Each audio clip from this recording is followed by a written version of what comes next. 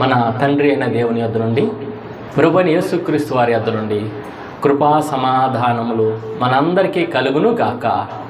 ఆమేన్. దయచేసి కూర్చోనండి. దేవుని యొక్క వాక్య భాగంలో మనము మొట్టమొదటిగా గడిచిన కాలమంతా కూడా, గడిచిన వారం మొత్తం కూడా దేవుడు మనల్ని కాచి కాపాడి భద్రపరిచి మరి యొక్క ఆదివారంలోకి మరి యొక్క వారంలోకి ప్రవేశింపజేసిన దేవాతి దేవునికి, తండ్రి కుమార పరిశుద్ధాత్మ త్రియేక దేవుని నామానికి మహిమ కలుగును గాక. ఆమేన్. అలాగే చేరువచ్చిన మీ అందరికి కూడా నా హృదయపూర్వకమైన శుభములు, షాలోమ్.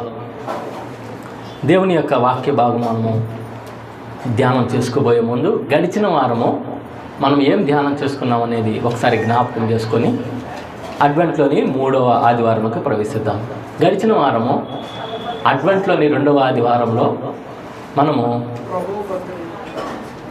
ఫలభరితమైన జీవితం గురించి, మనం నిష్ఫలులుగా ఉండకుండా ఉండాలంటే, ఫలభరితమైన జీవితం కలిగి ఉండాలంటే మనం ఎలాగ ఉండాలి అనేది విషయంలో మనం విశ్వాసమందు సద్గుణమును, సద్గుణమందు జ్ఞానమును, జ్ఞానమందు ఆశానిగ్రహమును, ఆశానిగ్రహమందు సహనమును, సహనమందును సహోదర ప్రేమను, సహోదర ప్రేమ యందు భక్తిని, భక్తి యందు దయను మనము కలిగి ఉండాలని చెప్పేసి, భక్తి నుంచి సహోదర ప్రేమ, సహోదర ప్రేమ నుంచి దయను కలిగి ఉండాలన్నట్లుగా పోయినసారి మనము ఇవన్నీ లక్షణాలు మనం కలిగి ఉంటే, మనం ఇవన్నీ కూడా కలిగి ఉంటే మనం ఎక్కడ కూడా నిష్ఫలము కానేరమని పేతురు భక్తుడి ద్వారా మనం తెలుసుకుంటూ వచ్చాము. అలాగే దేవుని యొక్క ఉగ్రత లేదంటే జడ్జిమెంట్ డే గురించి కూడా మనము పోయిన వారం ధ్యానం చేసుకుంటూ వచ్చాము. అలాగే ఈ వారం అడ్వెంట్లోని 3వ ఆదివారం. మనము అడ్వెంట్ అనగానే మళ్ళీ మనకు జ్ఞాపకం రావాలి యేసుక్రీస్తు ప్రభువారి యొక్క ఆగమనం గురించి. ఈ యొక్క గడియలు లేదంటే ఈ వారాలు కొనసాగుతున్నాయి. యేసుక్రీస్తు ప్రభువారి యొక్క ఆగమనం అంటే రాకడ గురించి, అంటే మొదటి రాకడ గురించి, రెండవ రాకడ గురించి, రెండింటి గురించి మనము ధ్యానం చేసుకుంటూ ఉంటున్నాం అన్నమాట. అయితే ఈ యొక్క ఆదివారంలో ఏర్పాటు చేయబడిన వాక్య భాగం పాత నిబంధన పాఠ్య భాగంగా యెషయా ప్రవక్త అయిన యెషయా గ్రంథము 40వ అధ్యాయం మనము చదువుకుంటూ వచ్చాం. 40వ అధ్యాయం 1వ వచనం నుంచి చదువుకుంటూ వచ్చాం.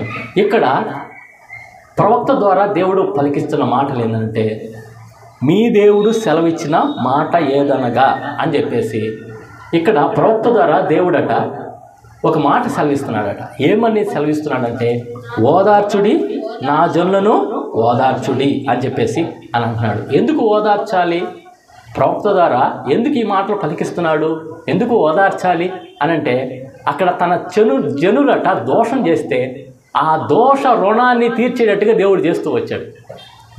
దేవుని బిడ్డలు దోషం చేశారు, తప్పు చేశారు, పనిష్మెంట్ ఇచ్చాడు. పనిష్మెంట్ ఇచ్చిన తర్వాత ఏం చేశాడంటే, ఓదార్చుడి ఓదార్చుడి అని అంటున్నాడు. చిన్న ఉదాహరణకి మన బిడ్డని మనము తప్పు చేసినప్పుడు దండిస్తాము, కొడతాము. అంతటితో వదిలేస్తామా? ఓదారుస్తాం, చేరదీసుకుని. ఇక్కడ తండ్రి అయిన దేవుడు కూడా, మన దేవుడు ఏమంటున్నాడంటే, ఓదార్చుడి నా జనులను ఓదార్చుడి. ఇక్కడ తర్వాత వచ్చిన ఏమంటాడు, ఆమె యుద్ధకాలం యెరూషలేముతో ప్రేమగా మాట్లాడుడి, ఆమె యుద్ధకాలము సమాప్తమాయను, ఆమె దోషరుణము తీర్చబడెను, యెహోవా చేతి వలన ఆమె తన సమస్త పాపముల నిమిత్తము రెండింతలు పొందినని సమాచారం ఆమెకు ప్రకటించండి. ఎందుకని ఆమె అని అంటున్నాడు ఏంటి? ఆమె అని సంబోధిస్తున్నాడేంటి? ఇక్కడ ఒక స్త్రీతో పోల్చాడు, అలంకార రూపంలో స్త్రీతో పోల్చాడు. ఇంకొక విషయంలో యేసుక్రీస్తు ప్రభువారు కూడా సంఘాన్ని స్త్రీతో పోలుస్తారు. అందుకని మన వాళ్ళు వివాహం చేసుకునేటప్పుడు స్త్రీ వచ్చేటప్పుడు లేచి నిలబడతారు. స్త్రీకి ఇచ్చినంత ఘనత క్రైస్తవ్యంలో ఎక్కడ కూడా ఉండదు. అందరూ ఆశ్చర్యపోతూ ఉంటారు, ఏంటి స్త్రీ వచ్చేటప్పుడు లేచి నిలబడుతున్నారేంటి అని చెప్పాడు. అందరూ పెళ్లి కుమార్తె వస్తుంది, అందరూ దయచేసి లేచి నిలబడినారంటాడు. ఎందుకు లేచి నిలబడిన అంటాడు? పెళ్లి కుమార్తె తెల్లని వస్త్రాలు, ధవళవర్ణం తెల్లని వస్త్రాలు ధరించుకొని ఆమె ముసుగేసుకొని అట్లా వస్తూ ఉంటే ప్రతి ఒక్కడు పెళ్లి కుమారుడు సైతం లేచి నిలబడతాడు. అంటే క్రీస్తు ప్రభువారు వధువు సంఘాన్ని ఎంతగా ప్రేమించాడు, ఎంతగా ఆనర్ చేశాడు, ఎంతగా గౌరవించాడు అనేది మనము మన వివాహ వ్యవస్థ ద్వారా మనము తెలుసుకోవచ్చు. అది ఈ యొక్క బైబిల్ గ్రంథం నుంచే దేవుడు మనకు నేర్పిస్తూ వచ్చాడు. నేను నా సంఘాన్ని, నా వధువు సంఘాన్ని, నా భార్య అయిన సంఘాన్ని నేను ఎలాగా ప్రేమిస్తున్నాను అని. ఇంకొక రిలేషన్, ఇంకొక సంబంధం ఏంటంటే, నా కుమారుడిని నేను కొట్టాను, అయితే నేనేం చేస్తున్నాను, మళ్ళీ ఓదారుస్తున్నాను అని చెప్పేసి ఇక్కడ ప్రవక్త ద్వారా దేవుడు తెలియజేస్తున్నాడు. ఇంకా తర్వాత 3వ వచనం చూడండి. ఆలకించుడి, అడవిలో ఒకడు ప్రకటించుచున్నాడు, ఎట్లనగా అరణ్యములో యెహోవాకు మార్గము సిద్ధపరచుడి, ఎడారిలో మా దేవుని రాజమార్గము సరళం చేయడి. ఇక్కడ ఒక వ్యక్తి గురించి మాట్లాడతాడు. ఆలకించుడి అని చెప్పి అంటున్నాడు. ఆ ఆలకించుడి అడవిలో ఒకడు ప్రకటిస్తున్నాడంట. ఎవరు ప్రకటిస్తున్నారు? ఒక వ్యక్తి ప్రకటిస్తున్నాడంట. అడవిలో ఒక వ్యక్తి ప్రకటిస్తున్నాడట. దేవుడు ఎందుకు ప్రకటిస్తున్నాడంటే ఇక్కడ స్పష్టంగా రాయబడి ఉంది, అరణ్యములో యెహోవాకు మార్గము సిద్ధపరచుడి. యెహోవాకు మార్గము అంటే ఏంటి? మనం సహజంగా ఒక వివిఐపి వాళ్ళు వచ్చేటప్పుడు ముందుగానే ఎస్కాట్ వ్యాన్ వెళ్తూ ఉంటుంది. ఏం చేస్తుంది? మార్గం సరళం చేస్తూ ఉంటుంది.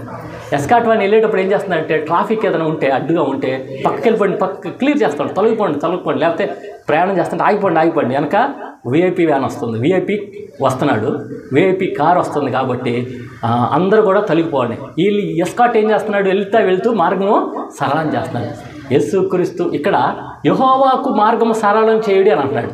అడవిలో ఒకడు ప్రకటిస్తున్నాడంట. ఎందుకు ప్రకటిస్తున్నాడంటే యెహోవాకు మార్గం సరళం చేయటానికి ఆయన ప్రకటిస్తున్నాడట. సరే, కొంచెం ముందుకెళ్తే మనము ప్రతి లోయను ఎత్తు చేయవలెను, ప్రతి పర్వతమును ప్రతి కొండను వంకరవి చక్కగాను కరుకైనవి సమముగాను ఉండవలెను అని చెప్పాడు. ఎందుకు వెళ్తున్నాడు? ఈ ఎస్కాట్ ఎందుకు వెళ్తున్నాడు? ఎస్కాట్గా ఈ ఒక్కడు ఆ అరణ్యంలో ఎందుకు ప్రయాణం చేస్తున్నాడంటే యెహోవా వెనక వస్తుంటే ఈయన ఏం చేస్తున్నాడంటే కరుకుగా ఉన్న మార్గాలను నునుపు చేస్తున్నాడట. లోయపు వాటినేమో పూడుస్తున్నాడట. పల్లపు భూములన్నింటినీ పూడుస్తూ ఎత్తైన వాటినేమో పల్లం చేస్తూ ఉంటున్నాడు, సమానం చేస్తూ ఉంటున్నాడు. కరెక్ట్గా ఉన్న మార్గాన్ని ఏం చేస్తున్నాడు? నునుపు చేస్తూ ఉంటున్నాడు. ఈయన యొక్క పని ఏంటంటే మార్గం సరళం చేయటము. ఎవరి మార్గం అని అంటే యెహోవా మార్గము సరళం చేస్తూ ఉంటున్నాడు అని చెప్పి రాయబడింది. ఇక్కడ ఈ ప్రవక్త ఎవరి గురించి మాట్లాడుతున్నాడు? యెహోవా మార్గం సరళం చేయటం ఏంటి? ఎవరు ఈ వ్యక్తి అని అంటే ఇది ఎవరి గురించి అంటే ప్రవచనము, యేసుక్రీస్తు గురించిన ప్రవచనము. యేసుక్రీస్తు రాబోతున్నప్పుడు ఏంటిదంటే మార్గము సరళం చేస్తున్నాడు. ఎప్పుడు రాబోయాడు యేసుక్రీస్తు ప్రభువారు? ఎప్పుడు వస్తున్నాడు అని అంటే ఇప్పుడు మనం అడ్వెంట్లో ఉన్నాం కదా. యేసుక్రీస్తు ప్రభువారు 400 సంవత్సరాలు యెహోవా దేవుడు 400 సంవత్సరాలు ఎవరితో మాట్లాడాల. క్రీస్తు పూర్వము క్రీస్తు శకము అని అంటూ ఉంటారు. క్రీస్తు పుట్టక ముందు యేసుక్రీస్తు ప్రభువారు యుగ పురుషుడు అని అంటారు. యుగానికి ఆయన కర్త అయి ఉన్నాడు. ఒక యుగము, రెండవ యుగము, క్రీస్తుకి పూర్వము, క్రీస్తు పుట్టిన తర్వాత క్రీస్తు శకం అంటారన్నమాట. క్రీస్తుకు పూర్వము యేసుక్రీస్తు ప్రభువారిని BC 4వ సంవత్సరం లేదంటే AD 4వ సంవత్సరంలో పుట్టాడు అనుకుంటా. AD 4వ సంవత్సరంలో పుట్టాడు అంటారు కొంతమంది. అయితే ఈ 4వ సంవత్సరం నుంచి వెనక్కి వెళ్తే అంటే 0కి వెళ్ళి 0 నుంచి వెనక్కి వెళ్ళిపోతూ ఉండాలన్నమాట. వెనక్కి వెళ్ళిపోతూ ఉంటే 400 సంవత్సరాలు వెనక్కి వెళ్ళిపోతే 400 సంవత్సరాల వరకు ఏ వ్యక్తితో దేవుడు మాట్లాడలేదు. 400 సంవత్సరాలు డార్క్ ఏజ్ అంటారు, చీకటి యుగము అని అంటారు. ఎందుకని మాట్లాడలేదు అని అంటే జనుల యొక్క దోష రుణం అలాంటిది. దోష రుణం అని అంటే ఏంటి? వాళ్ళు చేసుకున్న పాపం అలాంటిది. ఆ పాపాన్ని బట్టి ప్రభు మాట్లాడాల. ఒక్కొక్కసారి దేవుడు ఎంతో కఠినంగా వ్యవహరిస్తూ ఉంటాడు. ఎందుకంటే తన బిడ్డల్ని ట్రీట్ చేసే విధానం, మన బిడ్డలు కూడా మనం ఒక్కోసారి దండించే విధానంలో మనం మార్పు చేస్తూ ఉంటాం. ఒక్కోసారి చెయ్యి ఉపయోగిస్తాం, ఒక్కోసారి చిన్న బెత్తం ఉపయోగిస్తాము, చీపురు పుల్ల లాంటిది, ఒక్కోసారి బెల్ట్ ఉపయోగిస్తాము. ఇంకంతకంటే తీవ్ర స్థాయిలోకి వెళ్ళిపోతే పోలీస్ స్టేషన్ కూడా అప్పచెబుతాం, నా కుమారుడు నా మాట వింటలేదు అని చెప్పేసి.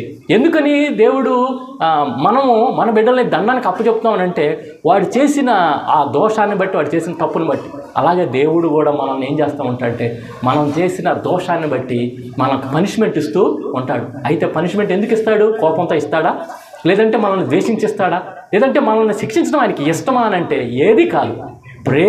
కేవలం ప్రేమించే, నేను ప్రేమించిన వారినందరినీ గద్దించి శిక్షిస్తున్నాను అని చెప్పేసి ప్రకటన గ్రంథం 3:19లో రాయబడుతూ వచ్చింది. ఇక్కడ ఇలాగే దేవుడు ప్రవక్త అయిన మలాకి వరకు దేవుడు మాట్లాడుతూ వచ్చాడు. ఎవరెవరి ద్వారా? ప్రవక్తల ద్వారా. ఆనాడు అనేక మంది ప్రవక్తల ద్వారా, మోసే మొదలుకొని ఆ ప్రవక్తలందరి ద్వారా మాట్లాడుతూ వచ్చాడు. మలాకి ప్రవక్త వరకు మాట్లాడుతూ వచ్చాడు. మాట్లాడిన తర్వాత ఏమైంది? ఈ జనుల దోషం ఎక్కడి దాకా వెళ్ళింది? తారాస్థాయికి వెళ్ళిపోయింది. ఇంకా దేవుడు ఎవరితో మాట్లాడాలి? Silent years silent age. ఆ యుగం అయిపోయిన తర్వాత 400 సంవత్సరాల తర్వాత ఒకేసారి యేసుక్రీస్తు ప్రభువారు పుట్టకపోయే ముందు యోహోను ఏం చేస్తున్నాడు? మార్గం సరళం చేస్తున్నాడు. మొట్టమొదటిగా దేవుడి దూత చాలా సంవత్సరాల తర్వాత, 100 సంవత్సరాల తర్వాత ఎవరిని దర్శిస్తూ వచ్చాడంటే మరియను కాదు, లేకపోతే ఇంకొకరిని కాదు, ఎవరిని కాదు, జకర్యానే దర్శిస్తూ వచ్చాడు. జకర్యా ముసలితనం వరకు కూడా మనం అంతకుముందు అడ్వెంట్లోనే ధ్యానం చేసుకుంటూ వచ్చాం. ముసలితనంలో కూడా ఆయన స్థిరంగా దేవుడిని స్తుతిస్తూ వచ్చాడు, దేవుడికి ప్రార్థన చేస్తూ వచ్చాడు. తన యొక్క వరుస క్రమం చొప్పున దేవుడిని స్తుతిస్తూ ప్రార్థిస్తూ ఉంటే జకర్యాని దేవుడు గబ్రియల్ దూత దర్శించి, జకర్యాని ప్రార్థనలు దేవుడి సన్నిధానికి చేరిని అయ్యా అని చెప్పేసి, నీ భార్య అని ఎలిజబెత్ ఈ ముసలితనంలో గర్భం ధరిస్తుందనంటే ఆయన ఇది ముసలం కదయ్యా, ఇది ఎట్లా సంభవించిందా అని చెప్పేసి చిన్న డౌట్ వ్యక్తం చేసేసరికి, నువ్వు ఆ బిడ్డ పుట్టే వరకు మౌనంగా ఉంటావు. ఎవరా బిడ్డ? బాప్తిస్మిచ్చి యోహాన్ అని అంటారు. ఆయన గురించి ఇక్కడ 40వ అధ్యాయంలో ప్రవచన రీతిగా చెప్పబడుతూ వచ్చింది. ఇదిగో అరణ్యంలో ఒకడు మార్గం సరళం చేస్తున్నాడు, యెహోవాకు మార్గం సరళం చేస్తున్నాడు. క్రొత్త నిబంధనలో ఇది 700 సంవత్సరాల క్రితం రాయబడింది. యెషయా గ్రంథం 1వ అధ్యాయం 1వ వచనం చూస్తే ఉజ్జియా, యోతాము, ఆహాజు, హిజ్కియా 4 రాజులు ఉన్న సమయంలో ఈ ప్రవక్త అయిన యెషయా ప్రవచనాలు చెప్తూ వచ్చాడు. ఈ రాజులు ఎప్పుడు పరిపాలన చేశాడు అనేది స్పష్టంగా రాయబడింది. ఈ రాజులు సుమారుగా 750 నుంచి 686 సంవత్సరాల వరకు ఈ రాజులు పరిపాలన చేస్తూ వచ్చాడు. తగ్గుతా వస్తుంది చూడండి, 750 సంవత్సరాల నుంచి 700 మధ్యలో ప్రవచనాలు చెప్తూ వచ్చారు. ఈ ప్రవచనాలు చెప్తూ ఎవరు? ప్రవక్త, వాళ్ళు పరిపాలన చేస్తూ వచ్చాడు. ఉజ్జియా, యోతాము, ఆహాజు, హిజ్కియా అనే రాజులు పరిపాలన చేస్తూ వచ్చారనమాట. ఈ పరిపాలన చేస్తూ వచ్చిన టైంలో ప్రవక్త అయిన యెషయా కూడా ప్రవచనాలు చెప్తూ వచ్చాడు. ఈ ప్రవచనం ఇప్పుడు 40వ అధ్యాయంలో బాప్తిస్మిచ్చి యోహాను గురించి ఎన్ని వందల సంవత్సరాల క్రితం రాయబడి ఉంది? 700 సంవత్సరాలు, సుమారుగా 700 సంవత్సరాల క్రితం రాయబడిందంటే ఒక రోజు ముందు జరగబోయేది కూడా మనం చెప్పగలుగుతామనంటే 24 అవర్స్ ముందు జరగబోయేది కూడా యాక్యురేట్గా ప్రెడిక్షన్ అనేది ఎవరు కూడా చేయలేరు. ఇంకొక విషయం చెప్పంటే, కడుపులో ఉన్న బిడ్డకి 2 ఆప్షన్లు, అబ్బాయి కానీ అమ్మాయి కానీ, ఎవరు పుడుతున్నారో కూడా మనం చెప్పలేని మనకి అంత జ్ఞానం లేదు. కానీ దేవుడు తన బిడ్డల ద్వారా కొన్ని వందల సంవత్సరాల క్రితమే ఇదిగో యెహోవాకు మార్గం సరళం చేయడానికి ఒక వ్యక్తి అరణ్యంలో ప్రకటిస్తూ ఉన్నాడు. జనుల యొక్క దోషలను తీరిపోయింది, వాళ్ళని నేను ప్రేమిస్తున్నాను, వాళ్ళని నేను ఓదార్చడానికి నేనేం చేస్తున్నాను, మరలా నేను వస్తున్నాను, నేను వచ్చే ముందు నాకంటే ముందు ఒక వ్యక్తి నేను పంపిస్తున్నాను. ఎవరైనా వచ్చేదేవురు అంటే యెహోవా దేవుడు యేసుక్రీస్తు ప్రభువారిగా అవతార పురుషుడిగా వస్తున్నాడు, రక్త మాంసాలు ధరించి భూమి మీదకి వస్తున్నాడు. అందుకని ఆయన రాబోయే ముందు జకర్యాని దర్శించాడు, ఎలిజబెత్ గర్భఫలాన్ని తెరిచాడు, వాళ్ళ ద్వారా బాప్తిస్మిచ్చి యోహాను పుట్టాడు. ఆ యోహాను పుట్టిన తర్వాత యోహాను ఏం చేస్తూ ఉంటాడంటే మార్గం సరళం చేస్తూ ఉంటాడు. చూడండి, క్రొత్త నిబంధనలో రాయబడిన మాటల్లో మత్తయి సువార్త 3వ అధ్యాయము 3వ వచనంలో రాయబడినట్లుగా, మత్తయి సువార్త, పరిశుద్ధులైన మత్తయి రాసిన సువార్త 3వ అధ్యాయం 3వ వచనం, ప్రభు మార్గము సిద్ధపరచుడి, ఆయన త్రోవలు సరళము చేయుడని అరణ్యంలో కేకవేయు ఒకని శబ్దము అని ప్రవక్త అయిన యెషయా ద్వారా చెప్పబడిన వాడు ఇతడే. ఎవరండి అతను? ఇతడే, బాప్తిస్మిచ్చి యోహానే. ఎవరు అరణ్యంలో కేకలేస్తున్నాడు? ఎవరి గురించి 700 సంవత్సరాల క్రితం ప్రవక్త అయిన యెషయా చెప్తూ వచ్చాడు. ఆ ప్రవక్త అయిన యెషయా చెప్పిన వ్యక్తి ఇతడే. ఇంకొక సువార్త, ఇది మత్తయి రాసిన సువార్త. ఇది సరే, మార్కు రాసిన సువార్తలో కూడా చూడండి. మార్కు రాసిన సువార్తలో 1వ అధ్యాయం 3వ వచనము, పరిశుద్ధులైన మార్కు, ప్రభు మార్గం, ఇదిగో 2వ వచనం కలిసి ఉంటాయి, 2, 3. ఇదిగో నా దూతను నీకు ముందుగా పంపుచున్నాను, అతడు నీ మార్గము సిద్ధపరచును, ప్రభు మార్గము సిద్ధపరచుడి, ఆయన త్రోవలు సరళం చేయడని అరణ్యములో కేకవేయుచున్న ఒకని శబ్దము అని ప్రవక్త అయిన యెషయా చేత వ్రాయబడినట్టు బాప్తిస్మిచ్చి యోహాను అరణ్యంలో ఉండి పాపక్షమాపణ నిమిత్తం మారు మనసు విషయమైన బాప్తిస్మం ప్రకటించుచు వచ్చాను. ఇక్కడ ప్రవక్త ఎవరంటే బాప్తిస్మిచ్చి యోహాను గురించి మాట్లాడుతున్నాడు. బాప్తిస్మిచ్చి యోహాను కూడా ప్రభు మార్గం సరళం చేయడానికి వచ్చి ప్రకటిస్తూ ఉన్నాడు. ప్రకటిస్తూ ఏం ప్రకటిస్తున్నాడంటే పాప క్షమాపణ గురించిన బాప్తిస్మం గురించి ఆయన ప్రకటిస్తున్నాడు. కరకగా ఉన్న మార్గాలను నునుపు చేస్తున్నాడు, మెట్టగా ఉన్న ప్రదేశాలను పర్వం చేస్తున్నాడు, పల్లపు భూములు పూడ్చుతున్నాడు, వంకర మార్గాలను ఏం చేస్తున్నాడు, సరళం చేస్తున్నాడు, సరి చేస్తూ ఉంటున్నాడు అనమాట. ఇంకొక ఇది మార్కు మత్తయి సువార్త, మార్కు సువార్త, తర్వాత లూకా సువార్తలో కూడా రాయబడింది. పరిశుద్ధులైన లూకా రాసిన సువార్త 3వ అధ్యాయం 4వ వచనము. పరిశుద్ధులైన లూకా రాసిన సువార్త 3వ అధ్యాయం 4వ వచనం. అంతటా అతడు వచ్చి పాప క్షమాపణ నిమిత్తము మారు మనస్సు విషయమైన బాప్తిస్మము పొందవలనని యోర్దాను నదీ ప్రదేశమందంతటా ప్రకటించుచుండెను. ప్రభువు మార్గము సిద్ధపరచుడి, ఆయన త్రోవలు సరళం చేయుడి, ప్రతి పల్లము పూడ్చబడును, ప్రతి కొండయు మెట్టయు పల్లము చేయబడును, వంకర మార్గములు తిన్నవేగును, కరుకు మార్గములు నున్ననివేగును, సకల శరీరులు దేవుని రక్షణ చూతురు అని అరణ్యంలో కేకలు వేయించిన ఒక శబ్దము అని ప్రవక్త అయిన యెషయా వాక్యముల గ్రంథమందు వ్రాయబడినట్టు ఇది జరిగాను. బాప్తిస్మిచ్చి యోహాను ఏదైతే ప్రకటిస్తున్నాడో అదంతా that was return in the old testament. Isaiah, యెషయా ప్రవక్త అయిన యెషయా ద్వారా చెప్పబడినట్లుగా ఇది జరుగుతున్నదని 3 సువార్థికులు చెప్తూ వచ్చారు. ఇంకొక సువార్థికుడు యోహాను, పరిశుద్ధుడైన యోహాను రాసిన సువార్త 1వ అధ్యాయము 2-3 వచనాలు. అధ్యాయము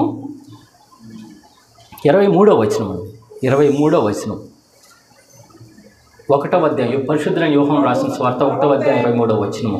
అందుకు అతడు ప్రవక్త అయిన యెషయా చెప్పినట్టు నేను ప్రభువు త్రోవ సరళము చేయుడి అని అరణ్యములో ఎలుగెత్తి చెప్పు ఒక శబ్దము అని చెప్పాను అని చెప్పేసి ఇక్కడ నువ్వు ఎవరు అనే క్వశ్చన్ వేస్తూ వచ్చారు వాళ్ళు. అక్కడ ఉన్నవాళ్ళు నువ్వు ఎవరు, నువ్వు ఆ మెస్సియావా అని చెప్తే నేను మెస్సియాను కాదయ్యా, ఆ ప్రభువు త్రోవ సరళం చేయడానికి ఎవరైతే యెషయా భక్తుడు చెప్తూ వచ్చాడో ఆ చెప్పబడిన వ్యక్తి నా గురించే చెప్పింది, నేనే అతను అని చెప్పేసి 4 సువార్థికులు మత్తయి, మార్కు, లూకా, యోహాను ఈ 4 సువార్థికులు తెలియపరుస్తూ వచ్చారు.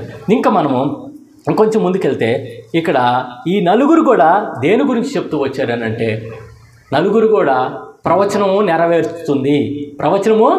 నెరవేరుతుంది అని చెప్పేసి నెరవేర్చబడేను అని కూడా నెరవేర్చబడేను. అందుకని మనం 40వ అధ్యాయంలో యెషయా గ్రంథం 40వ అధ్యాయంలో ఇక్కడ ఒక వాక్యము రాయబడుతూ వచ్చింది. ఏం వాక్యం అని అంటే 7వ వచనం చూస్తే యెహోవా తన శ్వాసము దాని మీద ఊదగా గడ్డి ఎండును, పువ్వు వాడును, నిశ్చయముగా జనులు గడ్డి వంటి వారే, గడ్డి ఎండిపోవును, దాని పువ్వు వాడిపోవును, మన దేవుని వాక్యము నిత్యము నిలుచును. సర్వశరీరులందరూ కూడా దేని పోలి ఉన్నారట? గడ్డిని పోలి ఉన్నారు. వారు ఒక్కసారి దేవుడు నోటితో ఇట్లా ఊదితే వాళ్ళందరూ కూడా నశించిపోతారట. మనుషులు ఎలాంటి వారంటే గడ్డి లాంటి వాడు. గడ్డిని ఎప్పుడన్నా మీరు గడ్డి పరకని కాల్చండి, జస్ట్ ఒక ఫ్రాక్షన్ ఆఫ్ సెకండ్స్లో అట్లా వెలిగి అలాగా ఆరిపోతుంది.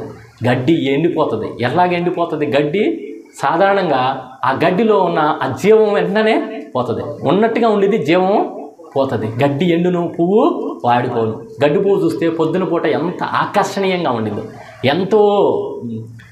ఎంత అది ఆకర్షణీయంగా అనేకులను ఆకర్షించేట్టుగా ఉండేది. సాయంకాలం చూస్తే అది ఇట్లాగా వాడిపోయింది. గడ్డి ఎండిద్ది, పువ్వు వాడిపోయింది. జనులు కూడా అలాంటి వారే, మనుషులు కూడా, మనం కూడా అలాంటి వారమే. ఒక్కొక్కసారి మనం చూస్తూ ఉంటాం, గడిచిన దినము ఆ వ్యక్తి సజీవంగా ఉంటాడు, 2వ దినం చూస్తే మటుకు అతన్ని పాడి మీద తీసుకుని వెళ్ళిపోతూ ఉంటారు. మొన్న ఈ మధ్య వ్యక్తిని కూడా నేను చూస్తూ వచ్చాను. నాతో పాటు ఆయన రెగ్యులర్గా నేను పలకరిస్తూ ఉంటాను, చూస్తూ ఉంటాను. ఒక 10-15 రోజుల నుంచి కనిపించట్లేదు. 10-15 నుంచి కనిపించట్లేదు. ఏంటో ఈ వ్యక్తి రావట్లేదు. రోజు కలుస్తూ ఉంటాను, విష్ చేస్తూ ఉంటాను, రావట్లేదు. ఏంటంటే ఒకరోజు వెళ్తూ ఉంటే ఆయన ఫోటో చూస్తే ఆయన ఫోటోలాగా ఉంది. ఆయన కాదని ఎంక్వైరీ చేస్తే ఆయనేనండి. ఆయన చనిపోయి ఇప్పటికి 15 రోజుల దాకా అవుతుంది. అది వాళ్ళు పెద్ద కర్మ ఏదో చేసుకుంటున్నారు అన్నట్లుగా చెప్తూ వచ్చారు. నేను ఆశ్చర్యపోయా. నిజంగా వ్యక్తి ఎట్లా ఉన్నాడంటే బాగానే ఉన్నాడు, ఆరోగ్యంగానే కనిపిస్తున్నాడు, కానీ సడన్గా చనిపోతూ వచ్చాడు. గడ్డి ఎండిద్ది, పువ్వు వాడిపోతుంది.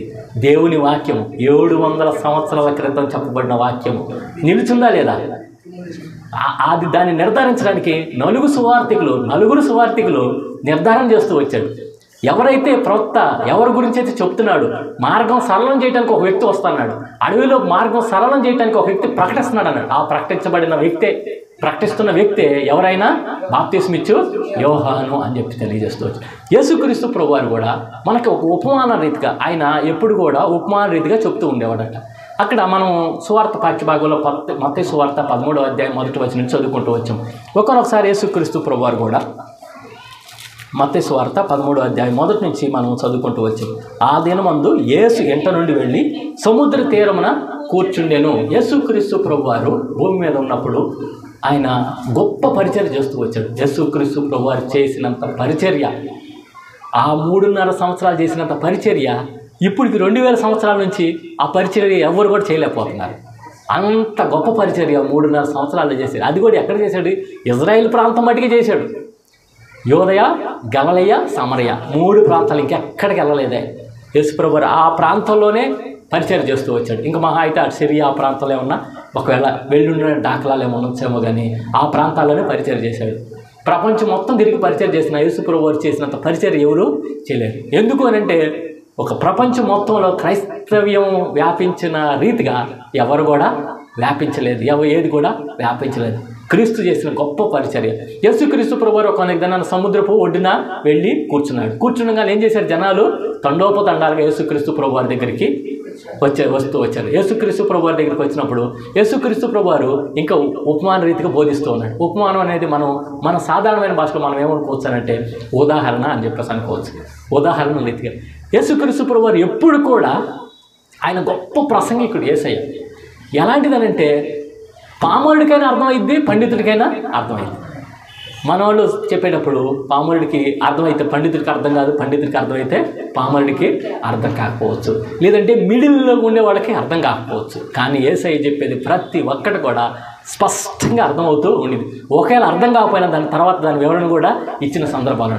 ఇక్కడ ఒక ఉపమానం చెప్తూ వచ్చారు యేసుక్రీస్తు ప్రభువారు. ఎలాంటి ఉపమానం అంటే ఒక అతనట విత్తేవాడు ఆ గింజలు విత్తుకుంటూ వెళ్తున్నాడు, గింజలు చల్లుకుంటూ వెళ్తున్నాడు. మనం అప్పుడప్పుడు నారు పోయటానికి ఏం చేస్తామంటే గింజలు ఏం చేస్తామో వడ్ల గింజలు ఇట్లా చల్లుతూ వెళ్తూ ఉంటారు కదా.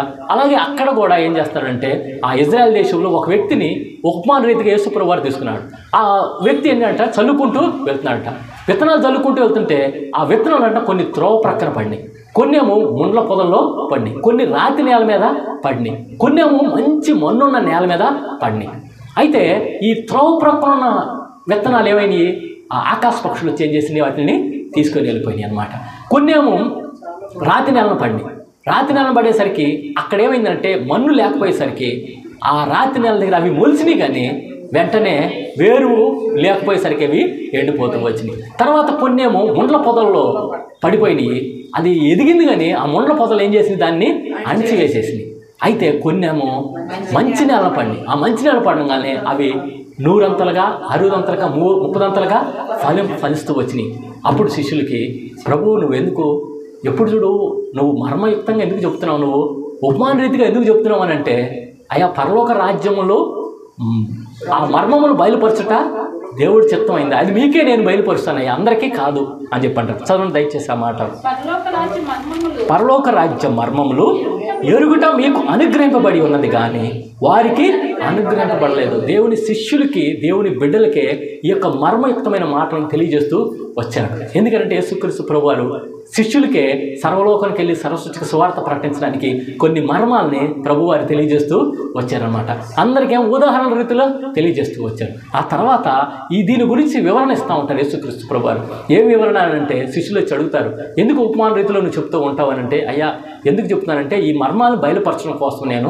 అయితే ఈ యొక్క విత్తు అనే ఉపమానం ఏంటి అని అంటే, రాతి నేల పడినాయి, కొన్ని ముండ్ల పొదల్లో పడినాయి, కొన్ని దారి ప్రక్కన పడినాయి. అయితే ఆకాశ పక్షులు వెతుకుపోయినాయంటే దాని గురించి యేసుప్రభువు వారు వాక్యం గురించి తెలియజేస్తున్నాడు. వాక్యము కొంతమంది అట ఈ వాక్యం అనే విత్తనాలు వెతితే అది వాళ్ళ హృదయంలోకి చేరేలోపే అది వాళ్ళ హృదయంలోకి చేర్చుకోరాడు. హృదయంలో చేరుకునే లోపే సాతాను ఎత్తుకుపోయింది. జస్ట్ అలాగే విన్నట్టుగా వింటారు కానీ ఆ వాక్యం అనేది హృదయంలోకి ప్రవేశిస్తుంది అనమాట. అది ఆకాశపు పక్షులు ఎత్తుకుపోయే ఆ విత్తనాలు అనమాట. ఇంకొన్ని విత్తనాలు ఉన్నాయి. ఆ కొన్ని విత్తనాలు ఎక్కడ పడినాయి? రాతి నేలన పడినాయి అనమాట. వీళ్ళు వాక్యం వినగానే అబ్బో ఎంతో సంతోషంగా, అబ్బా యేసయ్య నాతో మాట్లాడాడు, అబ్బా నిజంగా యేసయ్య నన్ను దర్శించాడని చెప్పి సంతోషంగా ఉప్పొంగిపోతారట. అక్కడ ఏమైందనట, రాతి నేల వేర్లు వేరుపడటానికి అక్కడ రాతి నెల ఉండేసరికి వీళ్ళు ఏమైతే అదే ఎండిపోతుంది అన్నట్లుగా అన్నాడు. తర్వాత ఇంకొకళ్ళు ఉన్నారు. ఇంకొక ఉపమాన రీతిగా ఇంకొకళ్ళు చెప్తూ వచ్చాడు. అవి ముండ్ల పొదల్లో పడినాయి. ముండ్ల పొదల్లో పడంగానే ఈ విత్తనాలు ఎదుగుతున్నాయి, కానీ వీళ్ళకి ఐక్య విచారాలట. ఐక్య విచారం అంటే శరీరాశ, నేత్రాశ, జీవపుడము, ఇవి ముళ్ళ కంచె ప్రబలి, అంటే ఇవి ఆశల ప్రబలి దేవుని వాక్యాన్ని అణిచివేసేస్తాం. ఈ 3 రకాలు వల్ల ఉపయోగం ఏమాత్రం లేదు. ఈ 3 రకాల విత్తనాలు పాడైపోయినాయి. అయితే అసలైన విత్తనము ఆ హృదయంలో పడినప్పుడు 30 అంతలుగా, 60 అంతలుగా, 100 అంతలుగా, ఇక్కడ 100 అంతలుగా, 60 అంతలుగా, 30 అంతలుగా అని చెప్పి రాయబడుతుంది. అలాగా ఫలిస్తూ వచ్చింది. కాబట్టి దేవుని బిడ్డలంగా ఇక్కడ ఒక వ్యక్తి ఉన్నాడు. బైబిల్ గ్రంథంలో రాయబడిన ఒక వ్యక్తి, చెప్పబడిన వ్యక్తి అపోస్తలుడైన పౌలు గారు. మనము తిమోతిలు రాసిన పత్రికలో మనం చూస్తూ వచ్చాం. ఏమంటున్నాడు చూడండి, తిమోతిలు రాసిన పత్రిక 4వ అధ్యాయము 5వ వచనంలో చూడండి. పౌలయ్య గారు తిమోతి అనే తన యొక్క ఆత్మీయ కుమారుడికి తెలియపరుస్తూ, అయితే నీవు అన్ని విషయములలో మితముగా ఉండుము, శ్రమపడుము, స్వార్థికుని పని చేయము, నీ పరిచర్యను సంపూర్ణంగా జరిగించుము. నేనిప్పుడే పానార్పణముగా పోయబడుచున్నాను, నేను వెడలిపోవు కాలము సమీపమై ఉన్నది. ఎవరితో చెప్తున్నారు అని అంటే అపోస్తలుడైన పౌలయ్య గారు తన ఆత్మీయ కుమారుడైన తిమోతితో చెప్తున్నారు. ఈ తిమోతి ఎవరు అని అంటే ఒక సంఘానికి కాపరి, పాస్టర్ గారు. ఈ యొక్క పౌలు గారి ద్వారా రక్షణలోకి వచ్చాడు, పౌలు గారి ద్వారా సేవలోకి వచ్చాడు. పౌలు గారి ద్వారా సేవకి సమర్పించుకొని సేవ చేస్తూ ఉన్నప్పుడు ఆయనకి కొన్ని సలహాలు ఇస్తున్నాడు. అయ్యా తిమోతి, నువ్వు శ్రమపడు, స్వార్థికుని పని చేయి, అన్నిట్లోనూ మితముగా ఉండు. లిమిటేషన్స్ అనేది ఉన్నాయి. గలతీయులకు రాసిన పత్రికలో పౌలు గారు ఏమంటారంటే, అన్నిటికీ నాకు స్వాతంత్రం ఉన్నది, అన్ని చేయడానికి నాకు స్వాతంత్రం ఉంది, అన్నీ చేయదగినవి కావు అని అంటాడు. క్రైస్తవుడిగా నువ్వు నేను అన్నిటికీ స్వాతంత్రం దేవుడు ఇచ్చాడు. స్వాతంత్రం అయితే ఇచ్చాడే కానీ అన్నీ కూడా చేయదగినవి కావు. పౌలు గారు కూడా అదే సలహా ఇస్తున్నాడు. అయ్యా మితముగా ఉండు, బీ లిమిటెడ్. మనము అపరిమితంగా ఉంటాం. మనం కొన్ని విషయాలు ఏదైనా ఒక దాని మీద ఆసక్తి ఉంటే ఇంకా దానికే కమిట్ అయిపోయి ఉంటాం. బట్ బ్యాలెన్స్డ్ జీవితం గురించి ఇక్కడ మాట్లాడుతున్నాడు. బ్యాలెన్స్డ్ జీవితం ఇంకంతే కాకుండా సెల్ఫ్ కంట్రోల్ అంటారు కదా, సెల్ఫ్ కంట్రోల్, దాని గురించి పోయినసారి మనం ధ్యానం చేసుకుంటూ వచ్చాం. ఏముండాలంట? విశ్వాసమందు సద్గుణము, సద్గుణమందు జ్ఞానము, జ్ఞానమందు ఆశా నిగ్రహము. ఆశా నిగ్రహం అంటే సెల్ఫ్ కంట్రోల్ అండి. మనల్ని మనము ఆ పరిధిలో పెట్టుకోవాలి, ఒక కంట్రోల్లో ఉంచుకోవడం అనేది కావాలి. అలాగే ఇంకా పౌలు గారు తిమోతికి ఏం చెప్తున్నాడంటే శ్రమ పడాలి అని చెప్తున్నాడు. ఏమంటున్నాడు? ఈ మట్టుకు మనకు చెప్పదు. ఈ 3 విషయాలు మన మట్టుకు ఎట్లా ఉంటామో, పరిమితంగా ఉంటాం అంటే no, I want to be unlimited, I want what I want, I do what I want. నేను ఏదైతే ఇష్టపడతానో అదే చేయడానికి చేస్తాను, ఇష్టపడతానని చెప్పి అనుకుంటాం. కానీ ఇక్కడ ఏమంటారంటే దేవుని బిడ్డలంగా మనం లిమిట్లో ఉండాలట. ఏ లిమిట్లో ఉండాలంటే కొన్ని పరిమితులు ఉన్నాయి మనకి. ఆ పరిమితుల ప్రకారం ఉండాలి. శ్రమ పడేవారిగా ఉండాలి, స్వార్థికులు చేసేవారిగా ఉండాలంట. దేవుని వాక్యము ఎప్పుడు కూడా, మనమైతే నశించిపోతామేమో కానీ దేవుడి వాక్యం ఒక వ్యక్తి హృదయంలో నువ్వు విత్తితే అదేమవుతుంది? 100 అంతలుగా, 60 అంతలుగా, 30 అంతలుగా ఫలించింది. నువ్వు నేను లేకపోవచ్చు, కానీ వాక్యం అనేది ఈరోజు క్రైస్తవ్యం బ్రతిక ఉందంటే కారణము దేవుని వాక్యము నిత్యము నిలిచి ఉంటుంది. కాబట్టి చెప్పిన వాళ్ళు చనిపోతూ వచ్చారు, చెప్పిన వాళ్ళు కాలగర్భంలో కలిసిపోతూ వచ్చారు, చెప్పిన వారు దేవుడి దగ్గరికి వెళ్ళిపోతూ వచ్చారు. కానీ ఆ చెప్పిన వాక్యము ఏమవుతూ వచ్చింది? 100 అంతలుగా, 60 అంతలుగా, 30 అంతలుగా ఫలిస్తూ వచ్చింది. అయితే ఇక్కడ పౌలు గారిని ఇక్కడ మనకు ఒక ఉదాహరణగా చూపిస్తున్నాడు. ఆ పౌలు గారు ఎలా ఉన్నాడంటే అన్నిట్లో లిమిటేషన్. నేను ఇప్పుడే పానార్పణంగా పోయబడుతున్నాను. ఒకసారి చేతులు తల్లిలో ఇక్కడ పానార్పణంగా పోయబడుతున్నానంటే ఏంటి?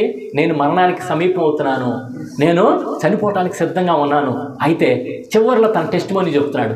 నేను మంచి పోరాటం పోరాడింది,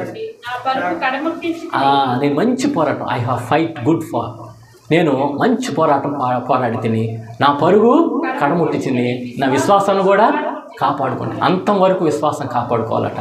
ఇక్కడ పౌలు గారు చచ్చిపోయేంత వరకు విశ్వాసం కాపాడుకున్నారు. కొంతమంది మధ్యలోనే పక్కకు తొలిగిపోయారు. దేమా అనే వ్యక్తి అట ఇహలోకాన్ని స్నేహించి పక్కకి వెళ్ళిపోయాడట. బైబిల్ గ్రంథంలో రాయబడింది, దేమా అనేవాడు ఇహలోకాన్ని స్నేహించి పక్కకు తొలిగిపోయాడు అని చెప్పేసి అన్నాడు.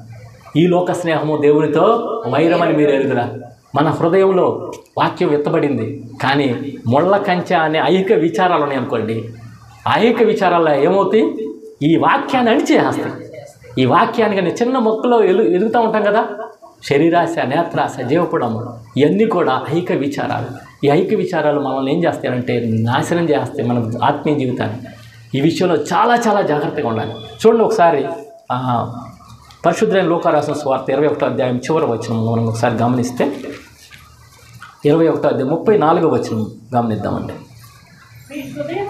మీ హృదయములు ఒకవేళ తిండి వలనను, మత్తు వలనను, ఐహిక విచారముల వలనను మందముగా ఉన్నందున ఆ దినము అకస్మాత్తుగా మీ మీదికి ఉరి వచ్చినట్టు రాకుండా మీ విషయమై మీరు జాగ్రత్తగా ఉండండి.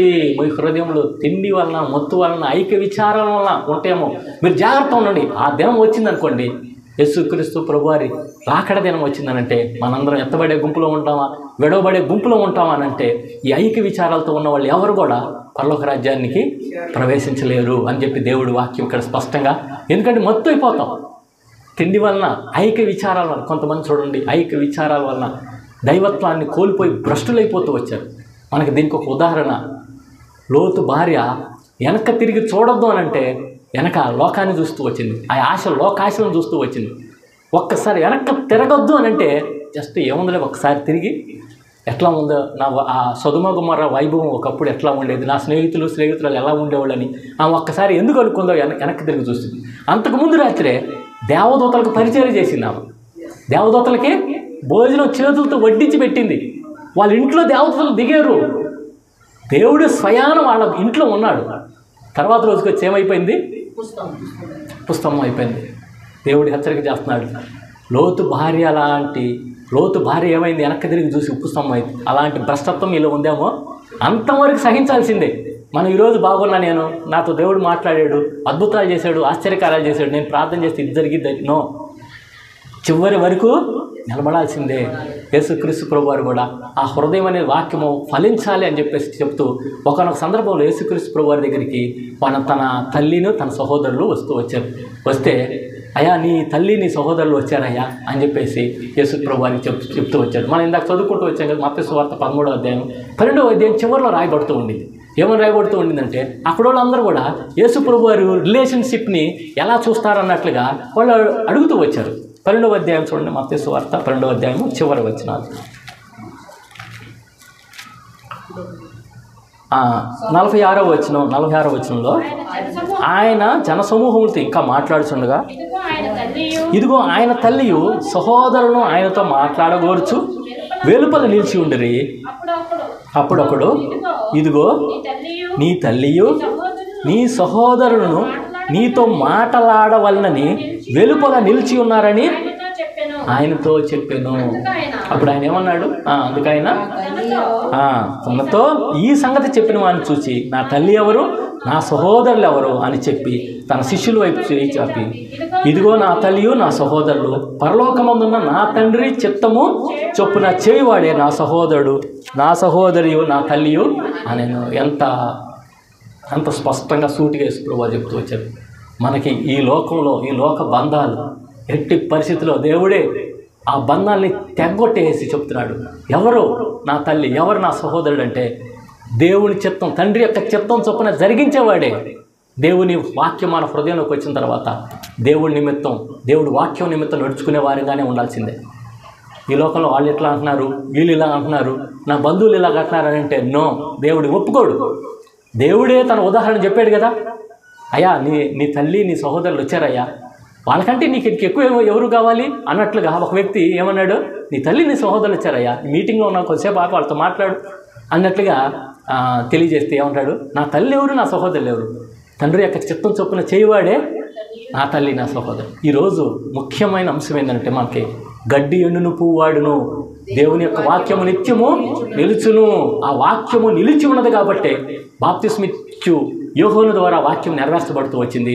ఆ బాప్తిస్మిచ్చి యోహోను ఎవరి గురించి చెప్తున్నా అంటే యేసుక్రీస్తు ప్రభువారి గురించి చెప్తున్నాడు. ఆ యేసుక్రీస్తు ప్రభువారు భూమి మీదకి ఎందుకు వచ్చాడు అని అంటే వాక్యాన్ని స్థిరపరచడానికి వచ్చాడు. ధర్మశాస్త్రాన్ని కొట్టివేయడానికి రాలేదు, దాన్ని నేను స్థిరపరచడానికి వచ్చాను. అందుకనే పరిశుద్ధులైన యోహోను రాసిన సువార్త 1వ అధ్యాయం 1వ వచనం ఏం రాయబడింది, ఆది యందు వాక్యము ఉండెను, వాక్యము దేవుని యొద్ద నుండును, వాక్యమే దేవుడే ఉండెను. వాక్యమే దేవుడై ఉన్నాడు. తర్వాత 1వ అధ్యాయం 14 వచనం ఏమని రాయబడిందంటే, ఆ వాక్యము శరీరధారి అయి కృపాసత్య సంపూర్ణుడిగా మన మధ్య నివసించాడు. ఆ వాక్యమే ఏం ధరించుకున్నాడంట? శరీరాన్ని ధరించుకొని మన మధ్య నివసిస్తున్నాడు. ఇప్పుడు మన మధ్యలో ఉన్నది ఏంటి అని అంటే, యేసుక్రీస్తు ప్రభువారు ఉన్నాడు అని అంటే గుర్తు ఏంటంటే, దేవుని వాక్యం మన హృదయంలో ఉంటే మన హృదయంలో ప్రభువారు ఉన్నారు అని చెప్పేసి మనము నిర్ధారించుకోవచ్చు. మన హృదయంలో ఎప్పుడు కూడా వాక్యం అని యేసు ప్రభువారు అంటారు, నా యందు మీరును మీ యందు నా మాటలు నిలిచి ఉండనేలా మీకు ఏది ఇష్టమో అది అడుగుడే. కాబట్టి యేసు ప్రభువారు ఒక విషయంలో మనకి ప్రవక్త అయిన యెషయా ద్వారా ఒకటి తెలియజేస్తున్నాడు. కరుకుగా ఉన్న మార్గాలు నునుపు చేయాలంట, వంకర మార్గాలు సరళం చేయాలి, పల్లపు భూములు పోడ్చాలి. ఈరోజు దేవుడు నీతో నాతో మాట్లాడినప్పుడు నీలో ఏ వంకర మార్గం ఉందో, నీలో ఏ కరుకు మార్గం ఉందో, నీలో ఏ పల్లపు భూములు ఉన్నాయో అవన్నీ ఏం చేయాలి? మనము పూర్తి చేసుకోవాలి. దేవుని ఎదుట దోషం చేస్తే దేవుడు శిక్షిస్తే ఆ శిక్షని ప్రేమించి శిక్షించాడని చెప్పేసి మనము భావించాలి. అయితే దేవుడు వదిలేస్తాడా? దేవుడు అంటాడు, నా జల్లు ఓదార్చుడి అని అంటాడు. వదిలిపెడతాడా? తల్లి తన యొక్క కడుపున పుట్టిన బిడ్డనైనా మర్చిపోయిద్దాము కానీ నేను నిన్ను మరువను. యెషయా గ్రంథం 49వ అధ్యాయం 16వ వచనం ఒకసారి చూద్దామండి. యెషయా ప్రవక్త అయిన యెషయా గ్రంథము 49వ అధ్యాయము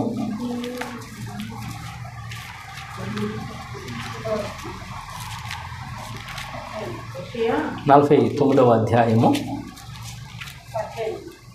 15వ వచనం చూస్తే, స్త్రీ తన గర్భమున పుట్టిన బిడ్డను కరుణింపకుండా తన చంటి పిల్లను మరుచునా వారైనా మార్చుదురు కానీ నేను నిన్ను మరవను. కాబట్టి ప్రియమైన సంగమా, చూడుము నా అరచేతుల మీద నేను నిన్ను చెక్కి ఉన్నాను. కాబట్టి మనల్ని మర్చిపోతాడా దేవుడు? మనల్ని మర్చిపోలేదు. కాబట్టి మనల్ని ప్రేమించే ఆ దేవాతి దేవుడు, యెహోవా దేవుడు అవతార పురుషుడిగా ఎక్కడికి వచ్చాడు? భూమి మీదకి. వాక్యము కృపా సత్య సంపూర్ణంగా మన మధ్య నివసించాడు. యేసు ప్రభువారు భూమి మీదకి రావడానికి కారణం ఏంటి? అడ్వెంట్ అంటే రాకడానికి కారణం ఏంటి అని అంటే, మనల్ని ప్రేమిస్తున్నాడు కాబట్టి యేసయ్య వచ్చాడు. మనల్ని ప్రేమించి మనల్ని ఓదార్చడానికి. ఇదిగో నేను ఎప్పుడు కూడా నీతో ఉంటాను. యేసయ్యకి ఇంకో పేరు ఉంది, ఆదరణకర్త. Is the comforter. ఆయన ఆదరణకర్త అంటే నీకు ఎలాంటి పరిస్థితులు ఉన్నా కూడా ఆయన ఆదరించేవాడిగా ఉన్నాడు. అయితే మంచి పోరాటం పోరాడాలంటే ఏంటి? శరీరాశ. శరీరం ఏమంటుందంటే అక్కడికి వెళ్ళు అంటా ఉండి, ప్రభు ఆత్మేమో నో అంటూ ఉంటాడు. ప్రభు ఆత్మ ఏమంటాడు? దేవుని సన్నిధానికి వెళ్ళాలి, నువ్వు దేవుని సన్నిధానికి వెళ్ళాలంటాడు. శరీరమేమో లోకాశ చూపిస్తూ ఉంటుంది. యేసుక్రీస్తు ప్రభువారికి కూడా లోకం మొత్తాన్ని చూసింది. లోకం మొత్తాన్ని చూపించి, నువ్వు నాకు నమస్కరిస్తే నా చేతికి చిక్కిన ఈ లోకాన్ని మరలా నీ చేతికి ఇచ్చేస్తానంటే, నో, నీ దేవుడైన ప్రభువుని మాత్రమే మ్రొక్కాలి, పూజించాలి అని చెప్పేసి అంటాడు. తర్వాత ఆకలేసింది యేసు ప్రభువారికి. ఆకలేసినప్పుడు ఏం చేస్తారు? యేసు ప్రభువారిని తీసుకెళ్ళి ఈ రాళ్ళను రొట్టెలుగా చేసుకొని వేయాలంటే, మనుషుడు రొట్టె వల్ల మాత్రమే, ఆహారం వల్ల మాత్రమే కాదు, దేవుని నోటి నుంచి వచ్చే ప్రతి మాట వలన జీవిస్తాడు, బ్రతుకుతాడని. కాబట్టి ప్రేమైన సహోదరుడు, నువ్వు నేను వాక్యం ద్వారా బ్రతుకుతున్నామా? ఈ క్షయమైన ఆహారం ద్వారా బ్రతుకుతున్నామా? వాక్యం అనేది బ్రతికించేది. నీ వాక్యమే నన్ను బ్రతికించెను, బాధలలో నెమ్మదినిచ్చెను. నీ వాక్యమే నన్ను బ్రతికించెను, బాధలలోనే మదినిచ్చెను. కృపా శక్తి దయా సత్య సంపూర్ణుడా, వాక్యమై ఉన్న యేసు వందనమయ్యా. కృపా శక్తి దయా సత్య సంపూర్ణుడా, వాక్యమై ఉన్న యేసు వందనమయ్యా.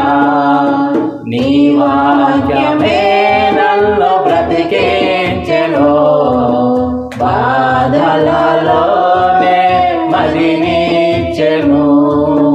119వ కీర్తనలో 50వ వచనం రాయబడి ఉండేది, నీ వాక్యమే నన్ను బ్రతికించెను, నా బాధల్లో ఇదే నాకు నెమ్మది కలుగు చేశాను. ప్రియమైన సంగమా, ఈ సమయంలో మనం ఒకటి ప్రాముఖ్యమైన ఒకటి గుర్తుపెట్టుకోవాలి. God has given us promises, valuable promises. దేవుడు అమూల్యమైన వాగ్దానాలను ఇస్తూ వచ్చాడు. ఆ వాగ్దానాలు నీకు ఎలాంటి గొప్ప నెమ్మదిస్తే తెలుసా? చూడండి, యెషయా గ్రంథము 51వ అధ్యాయము 52వ 51వ అధ్యాయం 51వ అధ్యాయం అండి 12వ వచనం చూడండి. నేను నేనే మిమ్మును ఓదార్చువాడను, చనిపోవు నరునికి తృణపాత్రడపు నరునికి ఎందుకు భయపడతావు? మనుషులందరూ కూడా మనుషులకే భయపడతా ఉంటారు. దేవుడికి భయం లేదు. యెహోవా యందు భయభక్తులు కలిగి ఉంటే జ్ఞానమునకు మూలం. యెహోవా యందు భయభక్తుల వారికి ఏ మేలు చేయక మానని దేవుడు. దేవుడే నిన్ను ఓదార్స్తాడు, బాధలో నెమ్మదినిస్తాడు. మరి ఈలాంటి దేవుడిని వదిలిపెట్టి తృణమాత్రంలో నశించిపోయి మనం ఇందాక చదువుకుంటూ వచ్చాము. 40వ అధ్యాయం ఏమని రాయబడి ఉంది? గడ్డి ఎండును, పువ్వు వాడిపోను.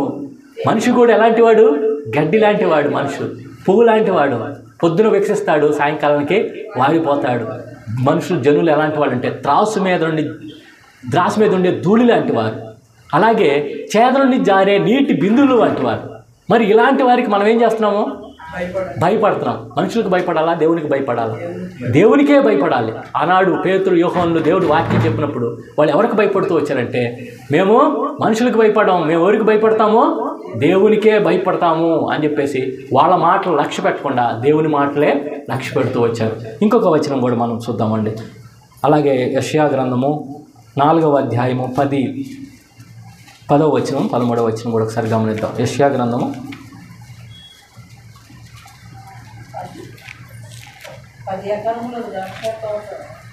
4వ అధ్యాయం, క్షమించండి, 61:3 చూడండి. తర్వాత చూద్దాం. అది 61:3.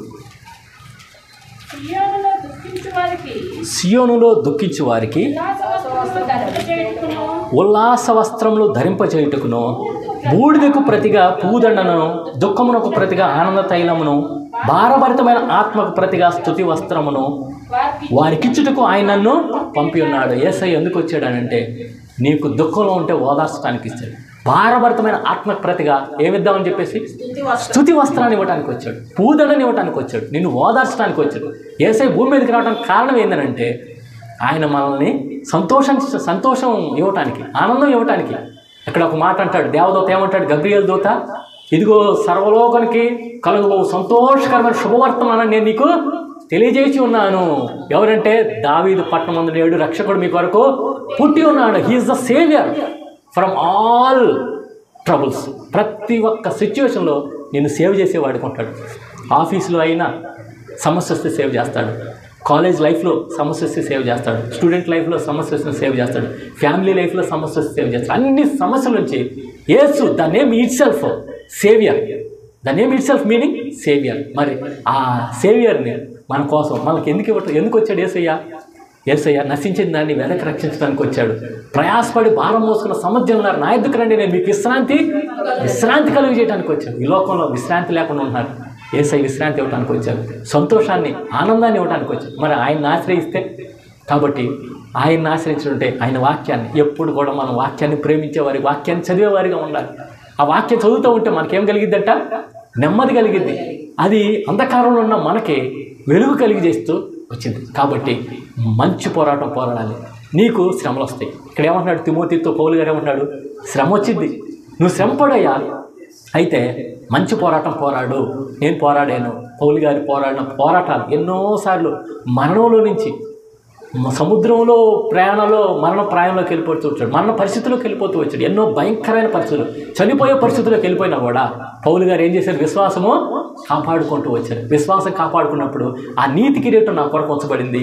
ఎవరైతే దాన్ని ఆపేక్షిస్తారో వాళ్ళకు కూడా ఇది దొరుకుతుంది అని చెప్పేసి పౌలు గారు తెలియజేస్తూ వచ్చారు. కాబట్టి ఈరోజు మనం దేవుని యొక్క రాజ్యాన్ని, నీతిని వెతికే వారంగా ఉండాలి. ఆ ప్రభు వారు వచ్చింది నిన్ను శాంతి.